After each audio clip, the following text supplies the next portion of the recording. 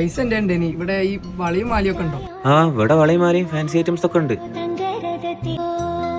ഈ കല്ലുകൾ നോക്ക്, ഇത് നല്ല രസം ഉണ്ടാവും. അല്ല ഈ ചോപ്പ് മതി. നമ്മള് മാല ഏതാ നോക്കണേ? ഈ മുത്തുള്ള മാല എടുത്തു. ആ പിന്നെ സൂപ്പർ റിങ്സിന് സാധനം വാങ്ങിയ സമ്മാനങ്ങളൊക്കെ ഉണ്ട്. നിങ്ങളെ പേരും നമ്പർ ഒന്ന് എഴുതിയാളി.